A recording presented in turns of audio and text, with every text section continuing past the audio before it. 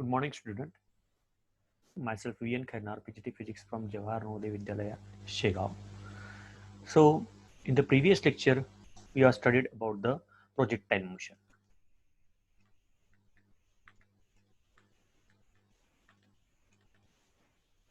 So, in this projectile motion, we have defined the projectile motion as this name projectile is given to any body which was thrown into the space with some initial velocity. That time we have considered the initial velocity u, and moves thereafter under the influence of gravity alone without being propelled by any engine or fuel. For example, from this point, if the object is thrown into the air and again it will come back to the horizontal position, here suppose, then this point A, suppose this point is O and this point is B, then you can say once the body has released from your hand, then it will move under the effect of or the influence of gravity alone. And there will be no other, it will there will be no any other forces, or you can say it will only the influence of the gravity alone without being propelled by any engine or fuel. So, and the path followed by this one is called the trajectory. Okay. Now we have given some different example also.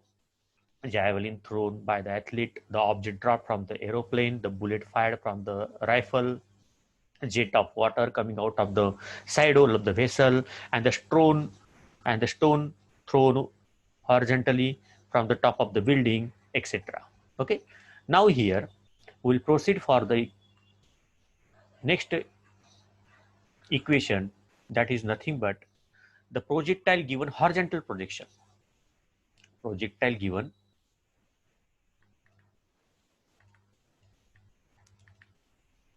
horizontal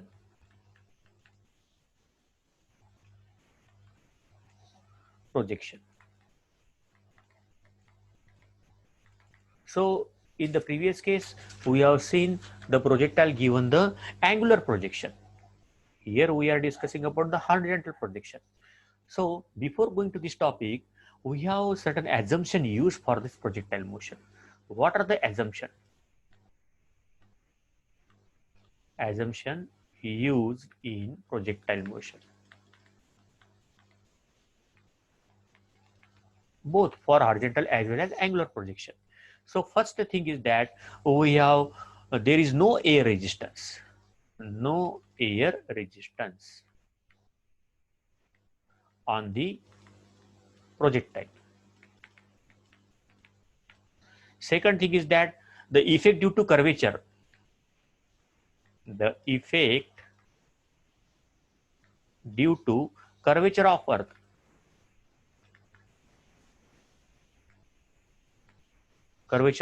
earth, is negligible.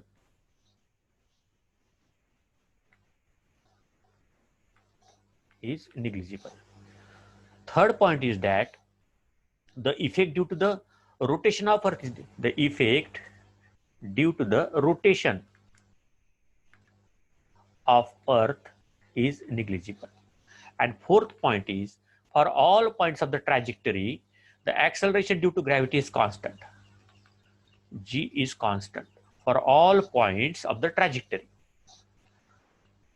in both magnitude as well as direction. So these are the 4 points you have to keep it in mind, which are the assumption used in the projectile motion. And now we'll proceed for the projectile fired parallel to horizontal. Projectile fired, that is our main target. Main target is to discuss about the projectile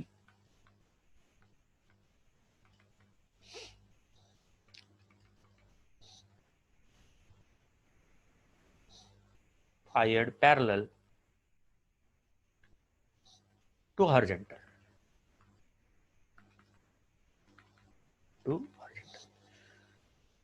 So here I will use, suppose initially as shown in this figure,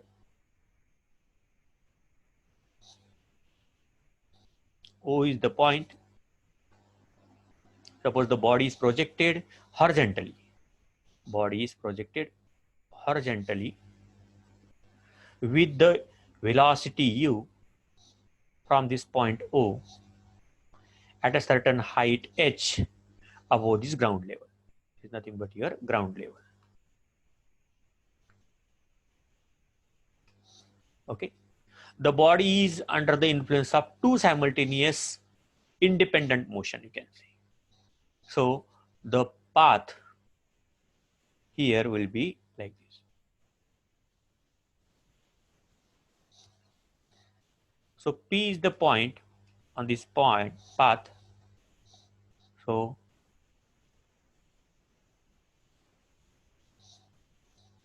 velocity V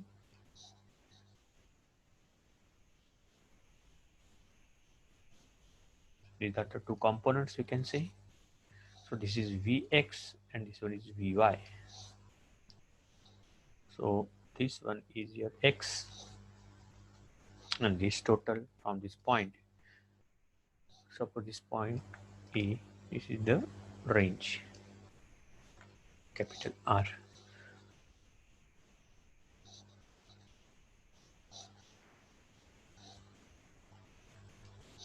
So now here the body is, whenever the body is fired parallel to the horizontal with the initial velocity u, you can say here, then the body is under the influence of two simultaneous independent motion. So first one is here, uniform horizontal velocity u, uniform horizontal velocity u, and second one, vertically downward acceleration, vertically downward acceleration or vertically downward accelerated motion, you can say accelerated motion with constant acceleration g, with constant acceleration g. Under the combined effect of this two one, the body moves along the path OPA. Okay. Now the trajectory, you can say, will proceed for the trajectory of the projectile. So one by one we'll discuss this same thing, whatever we are discussed in case of angular projection, same thing or same formulae will prove here in this case also. The first one, trajectory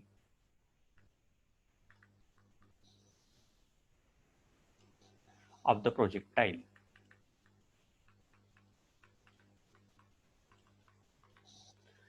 So after certain time t, suppose the body reaches at point P, P of, you can say, xy. The horizontal distance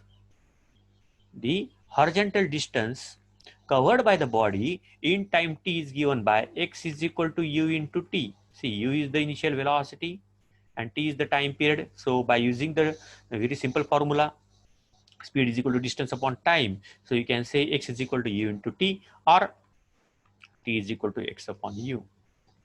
The vertical distance traveled by the body in time t is given by vertical distance traveled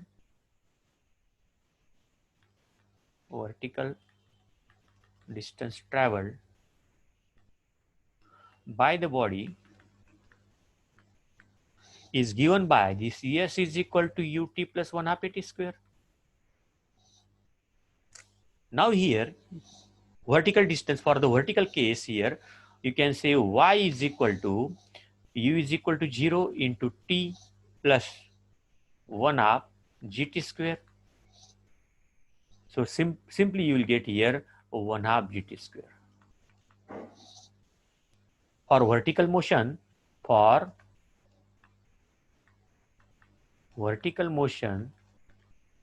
u is equal to 0, and again here a is equal to g, you can say.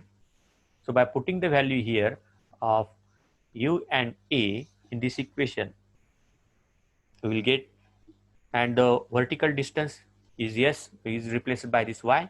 So ultimately I'll get y is equal to 1 half gt square. Okay. Now I'll use the t is equal to x upon u in this formula. So y is equal to 1/2 into g into x upon u bracket square. So I can write 1/2 gx square upon u square by putting the value of this one. So here this factor is constant. This factor g upon twice u square is constant. So y is equal to k into x square. So as y is the quadratic function of x, so the trajectory is a parabola. So the trajectory of from this equation you can write trajectory of the projectile is parabola. So whatever here the trajectory is from A to this point A, it is nothing but the parabola. So this is the first equation, that is trajectory of the projectile is parabola. Now we'll proceed for the time of flight. So for time of flight,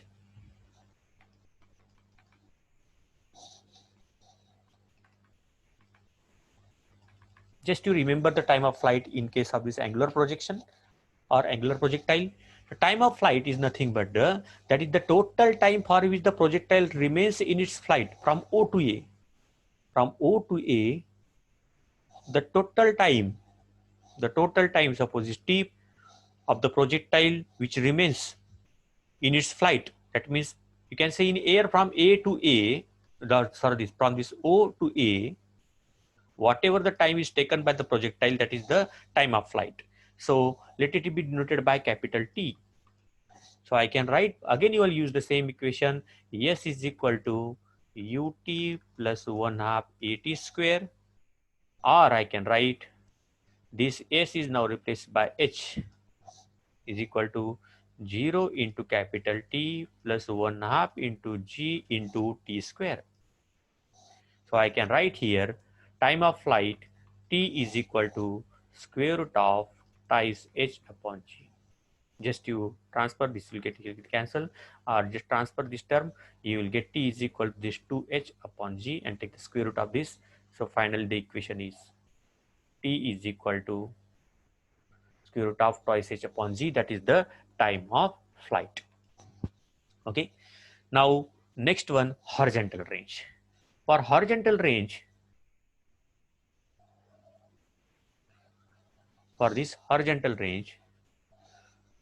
it is the horizontal distance covered by the projectile during its time of flight.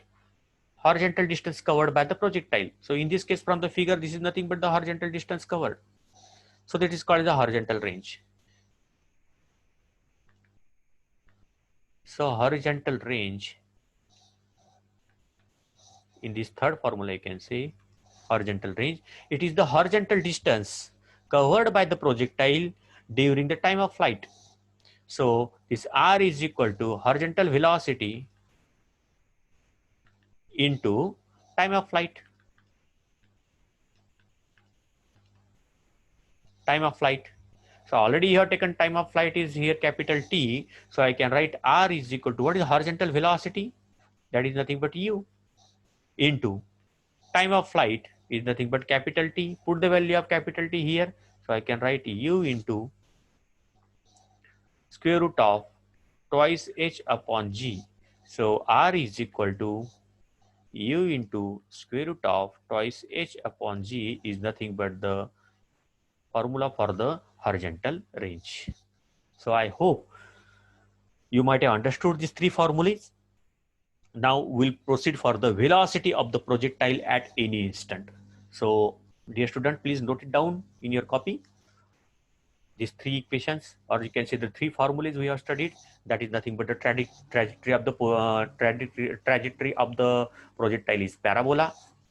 The second one, time of flight, that is time of flight is equal to square root of twice H upon G, and the third one is now the, you can say, horizontal range, that is R is equal to U into square root of twice H upon G.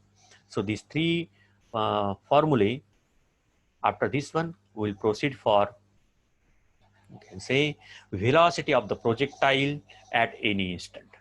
So again, you have to focus on the diagram. You can see in this particular diagram. So in this particular diagram, from the path O to A, we have derived the equation for time of flight as well as the horizontal range. Then what will be the velocity of the projectile at any instant? That means suppose at an instant point P, when the projectile is moving in a downward direction. So suppose at point P, let the velocity of the projectile is V, that I have shown here. The velocity V is having two rectangular component. That is, horizontal component is Vx. This one, horizontal component is Vx. And Vx is equal to U. And the vertical component, Vy, this one is Vy, vertical component, and Vy is equal to 0 plus G into T. Just use the formula V is equal to U plus AT, replaced by A by G, and U is equal to, here you can see 0. So you'll get simply here GT. So Vy is equal to GT and Vx is equal to U here. Therefore, the resultant velocity, equation will go for the velocity. Fourth one, you can say velocity of the projectile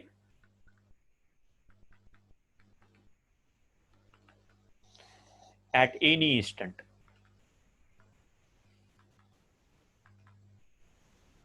At any instant. So for that one, we have used that. Suppose on at the instant t, when the body is at point P, then the velocity of the projectile is V. Then the V has two rectangular component, Vx is equal to U and Vy is equal to, you can say, GT. These two components it is having. Therefore, the resultant velocity